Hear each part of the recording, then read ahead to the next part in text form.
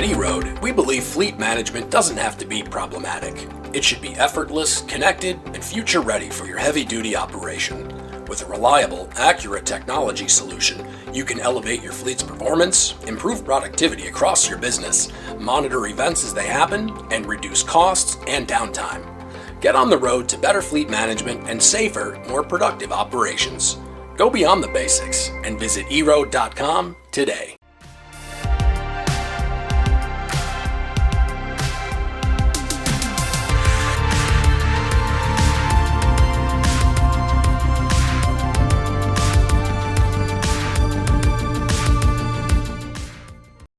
Hi, welcome everyone. It's Samsara Beyond 25 in San Diego. I'm Thomas Wasson with FreightWaves.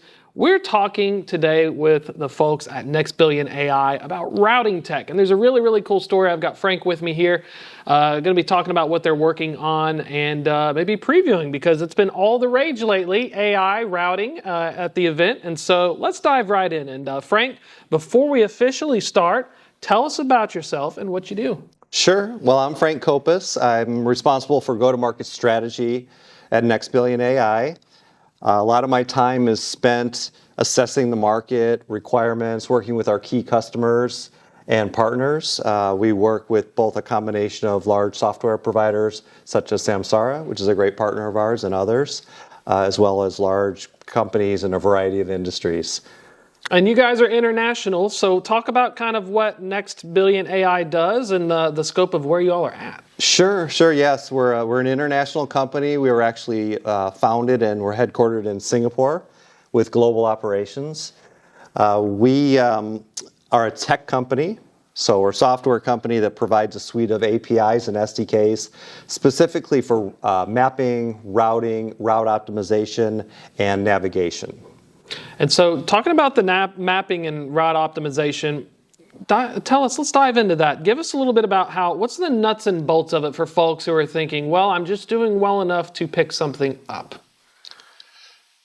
By that you mean? As in, like, when we're thinking of the importance of route optimization, is it something like certain types of roads I need to do, weight requirements, or when we're looking at that navigation suite, what are most of these clients looking at first, if that Sure, yeah. I mean, historically, a lot of companies have been able to handle, I would say relatively well, that single vehicle multi-stop problem, if you'd like to call it that, or routing requirement. And the industry is really evolving, especially for mid to large size fleets, into a lot more of a complex issue when they're trying to optimize across the entire fleet and for all their shipments or orders, depending on what business they're in. So usually the first thing is, how do I take the next day's set of shipments and optimize that when I have hundreds of those potentially across potentially hundreds of vehicles, and come out with the best solution so that it's going to meet my on-time requirements, reduce, or I should say increase efficiency of the fleet entirely. So those are some of the basics that we start helping companies with as kind of a first step. And often we say, like, crawl, walk, run. Yeah. Let's kind of meet the customer where they're at and help them kind of get to that kind of next step in that journey. And it might be something as simple as, it's a truck routing, it's a fleet of trucks. We want to optimize that, understanding different requirements such as road attributes, low bridges, are they carrying hazmat, things of that nature. And I mean, it's fascinating that at the keynote there was a crazy stat. Google Maps only updates, according to what I heard, like once a year for big routes, maybe smaller routes once every 3 years. And so, I mean, there's been a lot of road construction lately. So I'm assuming one of the big reasons routing has been in demand is we're using more of this tech, and now we're hitting some of the confines of the existing mapping capabilities. That's true. I mean, it's a great point, because it really is. We use the term map fusion. So you really have to have the combination of the underlying map data, which needs to be updated. And, we're looking at both historical map data to inform the route planning and route optimization process. But then, to your point, dynamic route optimization is really where companies are moving to today. And that entails understanding what's happening the day of.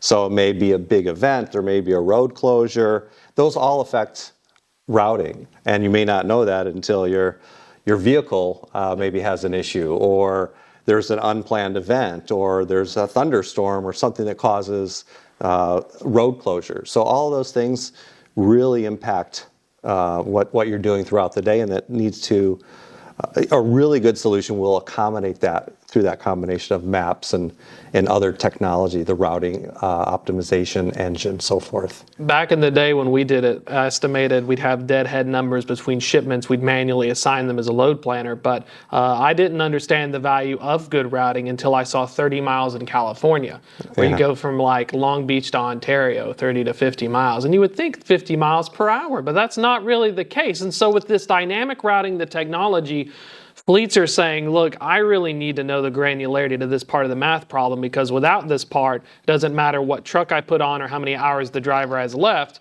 This is kind of that key portion. Yeah, absolutely. I mean, the understanding of how long it's going to take, like the speed the vehicle can travel safely, is definitely one of the inputs.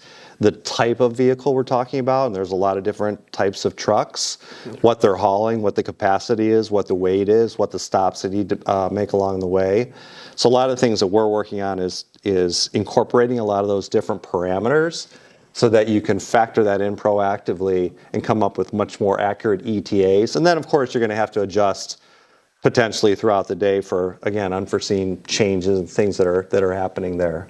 Being worldwide, what's the coolest routing things you've learned? In the U.S., we think box trucks, 18-wheelers, maybe little yard dogs. What's some cool things around the world that you have to find a routing solution for? Yeah, that's a great question. There's all kind of different things you run into, and I think that's part of the fun in being in the space. In parts of Asia, we're routing for food delivery. We're having to route cycles and motorcycles, like scooters, all two-wheel vehicles. In Europe, there's often dedicated lanes for taxis, and understanding like that level of granularity when you're routing, that time can be much shorter for a taxi route to pick up somebody in a dedicated lane. So assigning multiple technicians to one job, and how do we accommodate that? A lot of different nuances come into the routing problem that we're learning more every day, I would say. Yeah. Well, it's just like dispatching a roadside repair, a maintenance truck, EMS. It's all the same problem. How long does this take? How many do I have? And it's never fully vested. When you're looking at the various types of inputs, what is the state of it right now? Because I know some folks, when they pay, like even autonomous companies, some of them would just drive a little Google thing with the cameras, and they're like, all right, I'm at this one route, and then they're like, crap, there's road construction, I got to send another car.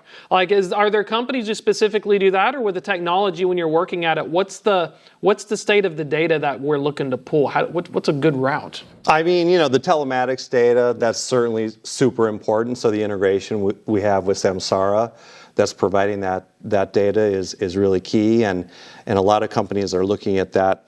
To your point, that live tracking data. So really understanding exactly where that vehicle is. It might be providing advanced notification to a customer that your delivery or order, is within 5 minutes, so they can be prepared to receive that or whatever. Those are some of the aspects of that. Did I answer your question? Yeah. I was talking with the folks, the Mexicali, and they're talking about on the border, they were so specific about routes that if you didn't use a specific route and didn't pass through a geofence, then you'd be in trouble because someone may have tried to take it stuff. So when we're looking at routing, providing software, it's it can be that hardcore. Oh yeah, absolutely. And to your point, I mean, there's a lot of routes they have to be predefined and follow a certain path. So you have to factor that into the overall, I guess if I would say, the route optimization problem across the fleet. You're going to have some vehicles, the customer always wants to see the same driver.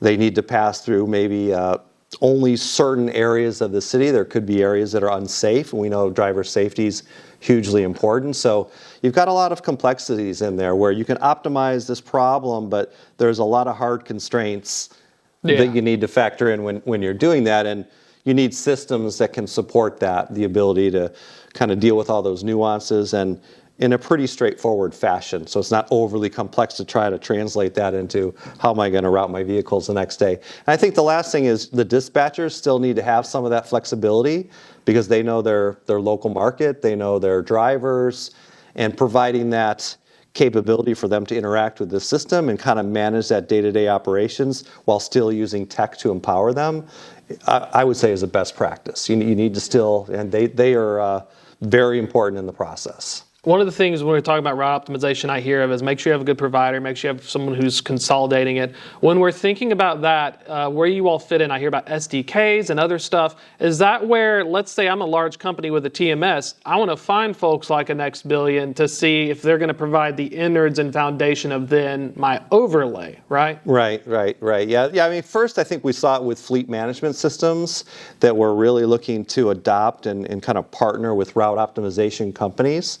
And now TMS providers are seeing the same thing in the market, that's really a growing need that they're hearing all the time from customers. And so we're doing a lot of work with leading fleet management, telematics, and TMS providers to help solve that problem for their customers. That's the wildest thing. I never thought, and being at the Samsara event, it's fascinating to watch telematics providers, because being in the freight tech space, I hear a lot of brokerage TMSs. Sure. And then now everyone's like, well, I have IoT devices. Oh, well, I want to start collecting this data. So what's like the next frontier? Are we looking at like autonomous EVs? Where for folks who are looking in the next few years, because we're finally taking this data and turning it into cool stuff. Yeah. What's the cool stuff you guys are looking forward towards? For more sources that you can combine into this dynamic thing. I mean, sources of data? Yeah, is EVs going to be the next big frontier, or autonomous trucking, trying to get that for routing specifically in areas of growth, or is it like maybe Asia or Europe? What, from a Next Billion AI standpoint, what are the hot spots? Or is it North America? Are we winning? Are we the real ahead people? I mean, I think all the geographies have their unique characteristics and challenges in terms of the routing problem. So for me personally, it's hard to answer like who's leading. Yeah. But I think that's part of what we're working on is trying to use the AI component would be not only historical traffic data to inform routes, but also like what are customer specific constraints or nuances or parts of their business that they're dealing with, and then help have a learning engine that can optimize it for your business, for their business specifically. So I think there's a lot of interesting, not just the agentic AI component, but just the kind of whole back-end part that's learning through maybe dispatcher interactions with the system on a daily basis, so that it becomes much more easier for them. And to your point, to like incorporate maybe new data sources. To the math AI. Yeah, I would say so. Because I keep hearing Gen AI and then I hear math AI, and it's like, it does feel like for routing in this is an easier thing to chew on, because I can use my millions of miles of data from all these connected devices and various things, and I can actually plug it in and get insights, versus Gen AI where I could be using some kind of like database trained on like Reddit comments. Right. Yeah, I think that's a great way to describe it. So in the final thoughts here, we got a little bit of time in the mobility space. Do you expect to see what's some of the things we should be looking at in terms of continuous improvement? Is it going to be an improvement over the sophisticationness of the math AI, or is it more of all these IoT devices are finally talking to each other? Because I kept hearing for 10 years they would.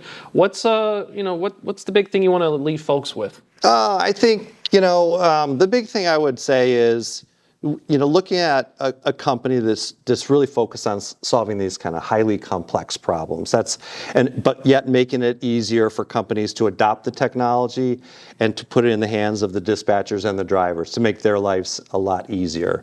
And I think a lot of companies are coming at it from different perspectives. I think the industry is maturing. The IoT devices are, and what that provides in terms of the data tracking and location and the ability to understand that these particular jobs are done. Like, that's all just making the whole ecosystem better, I think. That combination of the maturing of those technologies, mobile. I mean, we still get a lot of requests or questions about what happens if I don't have connectivity. Not as many as before, but that still exists in industries like construction and oil and gas. And so, I think there's a lot happening, and I would leave it with you and the audience that we appreciate the opportunity to tell you what we think is happening, and if you have questions, we'd love to talk to you, and appreciate the chance to get to know you a little bit better. Best way to reach out, I see Next Billion AI for the website, and if folks are interested, where should they get? Yeah, the simplest way, I think, is just reach out to us through the website, nextbillion.ai. You can easily just request a contact. We're very good. We'll get back to you within a day or less, and we'd love to talk to you. Yeah, appreciate your time, sir. Thank you, Thomas. That's going to be a wrap for this episode, but stay tuned. A lot more great stuff coming up here at Samsara Beyond. Hello, everyone. I'm Thomas Wasson with FreightWaves. We are at the Samsara Beyond 25 event here in San Diego, and I'm talking with the folks for Together for Safer Roads. And Peter, super excited you got to join me today. Getting to talk about what you do. Before we dive in, tell us about yourself and what you do at the company, and then we'll talk about some of your work. Fantastic. Do you want me talking to you or to the... Yeah, just talking to me. Just shooting the breeze and... So, Peter Goldwasser, Executive Director, Together for Safer Roads. We are an international road safety NGO. We were formed in 2014 by some of the largest public and private sector fleets in the world, and then leading hardware and software companies. So our members are everyone from UPS and PepsiCo, and Anheuser-Busch, to Republic Services, to Samsara. And the genesis of the organization was to ask the question of what would happen if you took the resources and knowledge and expertise and reach of these leading fleets and leading technology companies to create various interventions and programs to create safer fleets for all. And so that's exactly what we do. And talking about some of the work for safer fleets, telematics is big, driver safety, coaching. When I got started in trucking back in 2014, it was really reactive. Call the number on the back of the truck, complain, accident happens, have to deal with that. Talk about some of the work now. I feel like things are getting a little easier for y'all because all of this technology, but then you have to get fleets to use it to help keep the roads safer. Yeah, we often talk about, you can have the best technology in the world, but at the end of the day, the effectiveness of said technology really depends on sort of human behaviors and change management theory and how you introduce it. And so we spend a lot of our time working with our fleet members, both public and private, and our technology members to figure out the best way to introduce technology so they will be well received and effective. And so one of the programs that we run is called the Truck of the Future. And this is in partnership with a variety of different actors. And this is a project where we put aftermarket technology on fleets to then test how that goes. We did the first one in partnership with New York City and AB InBev in Mexico City to look at blind zones. And so using aftermarket technologies to reduce the incidence of blind zones, which we know is a critical issue in safety in terms of protecting vulnerable road users and so forth. And now we're rolling out subsequent versions of the Truck of the Future pilot, testing different technologies with different providers on different vehicle forms. Yeah. In the past, we've done a lot of work partnering with Samsara. About 2 years ago, we did a report with them on in-cab cameras, union versus non-union environments, to get to your question there about how do you best introduce technologies and talk about it to increase rates of adoption. So we really see Samsara as one of our members that's able to provide not only best-in-class technology for a variety of fleets, but also are able to really think about and be leaders in terms of how you introduce technology to fleets so that it is well received and well utilized and properly utilized. Let's talk about introducing it. You had a cool one, union versus non-union. That's fascinating. What's the carrot? Is it a carrot and a stick if you got a union or not? What were some of the insights you figured out? Yeah, and so what we learned from that is that whether it's a union or not union, a lot of it depends on how the technology is introduced, in particular in-cab cameras. And is it positioned as being punitive, or is it being positioned as something that's going to be exculpatory in instances of crashes? Certainly in union environments, it adds another layer of protocols and policies and procedures that need to be followed. But really the main takeaway was that commercial drivers are by and by quite safe. They are well trained. And so if you're able to say, listen, these cameras are going to be beneficial to you in terms of insights that can be gained in terms of training and development to make you even safer, but then also in instances where it wasn't your fault at all, but you were in a crash, it's going to then help alleviate that and be exculpatory from an insurance perspective and a responsibility perspective. Yeah, that's what I'm hearing. It's wild. Conversations on the floor at the event as well.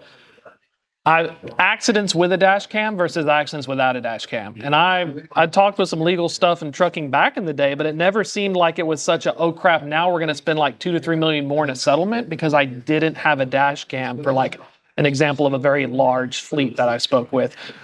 We don't actually talk about incidents because, right, so accidents is an interesting word. We talked about that at the session I was at earlier. An accident sort of implies that there was no way to avoid it. But from some of the new research that Samsara just released in terms of distracted driving, we know that a lot of the incidents, there are ways to avoid them. So we'll say incident or crash versus accident. Oh, so you got to be on the panel. You got to speak about it. Tell me a little bit more about that because I really do apologize. I did miss that. No. So what's the quick skinny for those who missed out, especially accidents versus incidents? Yeah, so we talked a lot about, so I don't have the facts and figures on the tip of the tongue right now, but it's new research that Samsara just did, and it's quite stunning in terms of the rates of distraction. They interviewed, I think, around 1,500 drivers, which is an important fact. You know, in a lot of our work, we really like to go to the driver and understand the driver's perspective, whether it's from vehicle design or technology or training. And so some of the big key takeaways was that drivers want to be supportive, drivers want training. Together for Safer Roads perspective on the issues of distraction and so forth is that, you know, it's a very challenging job. The cab is their office. You know, my office is a desk in a building. They are in the cab for many hours during the day. And so some of the other, it's not just about the phone, right? What are the environments? Do they have enough rest? Do they have enough health and wellness? What are the larger factors contributing to distraction?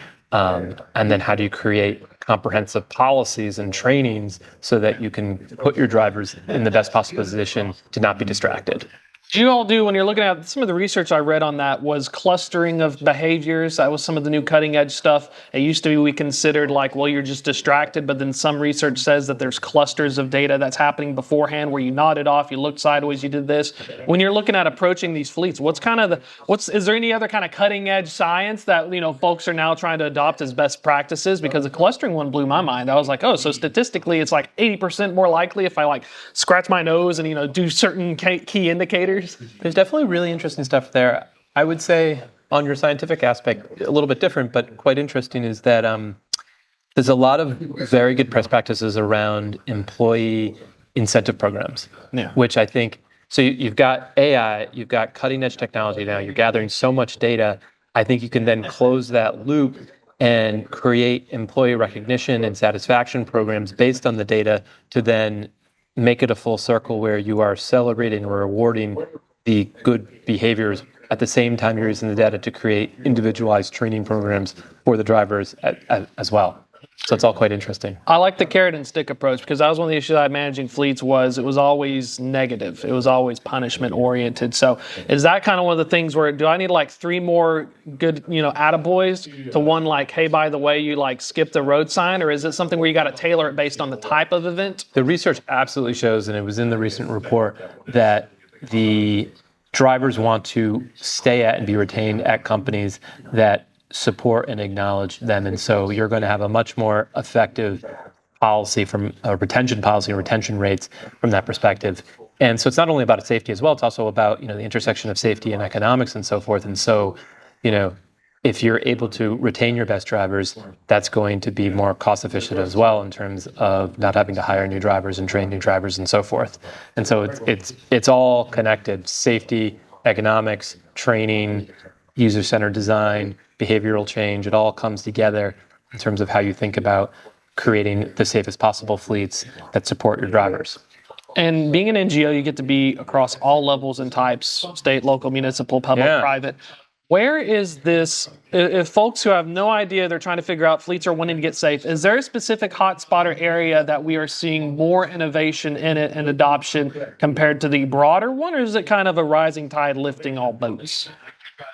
So a couple ways to answer that. We definitely, as an organization, believe that it's absolutely critical to empower the private sector to contribute to the overall issue. And so about 1.2 million deaths globally, 60 million serious injuries. Of the 1.2 million, about a quarter, so 300,000 are occupational related, right? So private sector has a key role to play in driving down and reducing those numbers, both deaths and injuries, and so forth. And so one of the things that's so great about the work that we do and so rewarding is that the best practices that we put forth, the advancements of technology, the advancements in vehicle design, it ultimately not only makes the first level of fleets safer, it makes all the other fleets safe as well, as there's learning and so forth going on. We do a lot of work on vehicle design and something called direct vision, reducing blind zones. And so the cab over versus design where the driver's on top of the engine block and there's not the big hood in the front, the big bonnet, right? And so the issues of blind zones is critical.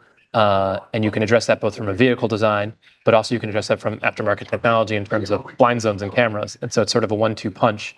But I think vehicle design is a huge issue that we see a lot of traction around. We just launched earlier this year the TSR Direct Vision Leadership Council, and it's chaired by Oshkosh McNeilis, right? So one of the largest OEMs in the industry. They have got a phenomenal new truck that provides superior vision called the Volterra that they developed with Public Services. And so we're doing a lot of work with them and our other fleet members and policy experts around how do we increase the percentage of high vision vehicles in the North American market. It's kind of like with OEMs when you help them out and get them to use it. You're planting the seeds, so they may use it in a class 5 through 7, but then they're like, dang, I really like that. Maybe I'll put some of that towards my class 8. Exactly. Final thoughts here while we have you some time. Is there any upcoming stuff that folks should keep an eye out? Any cool research or releases you all are working on that you want folks to be aware of? Yeah, I mean, I encourage folks to come to the website, togetherforsaferroads.org. We've got some new research that's coming out around telematics and best practices and case studies. So we talk to a lot of our different fleets and listen to them in terms of what exactly do they use most, how does it vary by area and by vehicle class. We've got some new research coming out soon in the next probably year or so around tire safety and tire practices, which is interesting and not always looked at. We released last year some comprehensive SOPs on seatbelt usage rates and how to increase seatbelt usage rates among fleets. And then we've got some new technology pilots coming out. Did you know, tire facts, that like a large percentage of leachates and microplastics come from tire rubber on the roads? I did. That's my favorite tire fact. I'm like, no way, we can make a difference. And there's some interesting sort of soy-based tires, right? I think there's a gentleman out of New York City DEP who talks a lot about sort of the soy tires and so forth. No, I'm going to ask them about that. Paris Apollo, I believe, is his name. Perfect. Well, hey, thank you so much for your time. Thanks for having me. Really Pleasure. appreciate it. And one more time for folks who want to sign up, check it out. Where should they find your website? www.togetherforsaferroads.org. Perfect. Well, thanks again. Thanks, That's going to be a wrap for this episode. But if you're just joining us, we're going to have a lot more great content coming up and a lot more good stuff coming from Samsara Beyond 25.